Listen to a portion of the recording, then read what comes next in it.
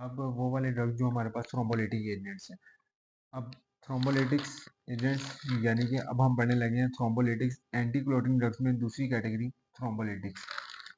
अब most commonly use either forms of endogenous, या है हमारी बॉडी में प्रोड्यूस एक टिश्यू प्लाज्मिनोजेन एक्टिवेटर होता है, या वो हमारे पास ड्रग्स होते हैं जिसमें हमारे पास एल्टीप्लेज आता है, रेटिप्लेज आता है, टेनेक्टिप्लेज आता है, या हमारे पास एक्सोजेनियसली ड्राइव्ड हमारे पास स्ट्रेप्टोकाइनेज होता है जो कि हम बैक्टीरिया से प्रोड्यूस करते होते हैं।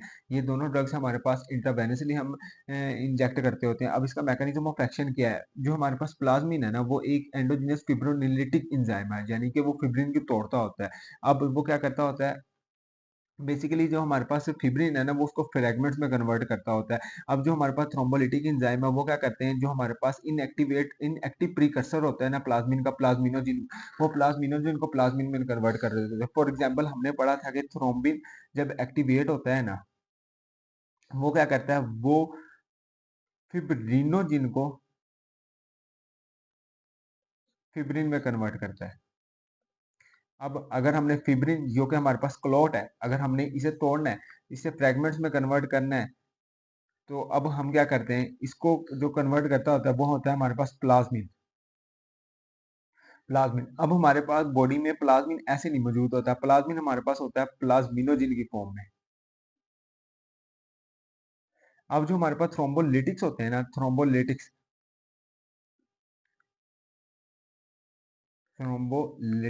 वो हमारे पास किसको एक्टिवेट करते होते हैं, टिश्यू प्लाज्मिनोजिन एक्टिवेटर को एक्टिवेट करते हैं। जब वो इसको एक्टिवेट करते हैं ना, प्लाज्मिनोजिन हमारे पास प्लाज्मिन में कन्वर्ट होता है, और प्लाज्मिन इस फिब्रिन को फ्रेगमेंट्स में तोड़ता है।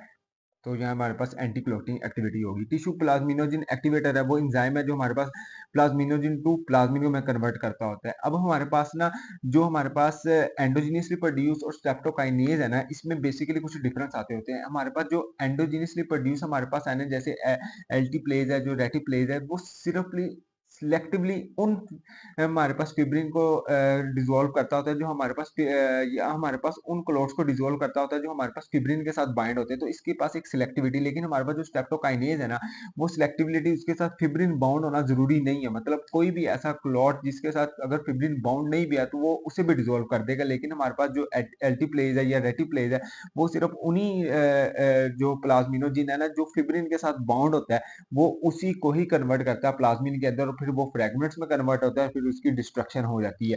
तो इसकी वजह से हमारे पास स्पॉन्टेनियस ब्रीडिंग में यूज होता है। और उसके अलावा हमारे पास जो एल्टीप्लेज है वो रिकम्बिनेंट प्लाज्मिनोजिन एक्टिवेटर है। उसके अलावा म्यूटेटेड फॉर्म है रेटिप्लेज हमारे पास, और उसके बाद टेनेक्टिप्लेज है, ये mutated form of tissue plasminogen activator है विद लॉन्गर हाफ लाइफ। जो हमारे पास स्ट्रेप्टोकाइनेज है उसकी एक एग्जांपल है यूरोकाइनेज है, ह्यूमन एंजाइम है synthesize by the kidney that directly converts plasminogen to the active plasmin. अब इसकी क्लिनिकल यूजेस क्या है, हमारे पास अल्टरनेटिवली यूज होते हैं प्रीक्यूटेनियस कोरोनरी एंजियोप्लास्टी में। इसके अलावा आइडियल कंडीशंस के अंदर ये हमारे पास रिकनालाइजेशन में भी यूज होते हैं, स्कैमिक शॉक के अंदर यूज होते हैं। इसके अलावा इसकी एक कॉन्ट्राडिक्शन है, याद रखना सबसे पहले हमें, अगर हमने थ्रोम्बोलिटिक यूज करना है तो हमें सबसे पहले सेरेब्रल हेमरेज को रूल आउट करना होगा। अगर किसी बंदे में सेरेब्रल हेमरेज है, उसमें ब्लीडिंग हो रही है, तो हम उसके अंदर थ्रोम्बोलिटिक्स नहीं यूज कर सकते। सेरेब्रल हेमरेज को रूल आउट करना पड़ता है हमें। उसके अलावा हमारे पास इसकी टॉक्सिसिटी में क्या-क्या आ जाता है, ब्लीडिंग है, उसके अलावा सेरेब्रल हेमरेज एक मैनिफेस्टेशन है जिसे हमें रूल आउट करना पड़ता है। उसके अलावा अब स्ट्रेप्टोकाइनेज है, यानी कि वो बैक्टीरिया से हमने लिया हुआ है। अब बैक्टीरिया है तो यानी कि हमारी बॉडी में अगर हमने कोई एंटीबॉडीज ली है बैक्टीरिया के खिलाफ, तो हमारे पास स्ट्रेप्टोकाइनेज की जो एक्टिविटी है, जो उसके पास उसका इफेक्ट है, वो कम हो सकता है। फॉर एग्जांपल स्ट्रेप्टोकोकल इन्फेक्शन के लिए किसी पेशेंट ने अगर कोई प्री बॉडी ली थी, किसी पास में 1 साल पहले स्ट्रेप्टोकोकस इन्फेक्शन के लिए उसने एंटीबॉडीज ली, तो उसके बॉडी में हमारे प्री फॉर्म्ड एंटीबॉडीज ऑलरेडी बनी है, तो जब वो स्ट्रेप्टोकाइनेज लेगा तो उसके खिलाफ क्या एक्शन होगा और वो उसका इफेक्ट नहीं आ पाएगा। तो बस ये बेसिकली ये इन्फेक्शन, लेकिन फिर भी हम ज्यादातर स्ट्रेप्टोकाइनेज ही यूज करते होते हैं। तो क्या क्यों करते होते हैं, क्योंकि स्ट्रेप्टोकाइनेज हमारे पास as compare to the alteplase या रेटिप्लेज बहुत ज्यादा सस्ता है, और इसकी इफेक्टिव होता है एज कंपेयर टू द जो हमारे पास एक्सोजीनियसली एंडोजीनियसली प्रोड्यूस हमारे पास होते हैं एल्टीप्लेज या रेटिप्लेज, या उनकी म्यूटेटेड फॉर्म्स है, उनसे बहुत ज्यादा इफेक्टिव और सस्ता होता है।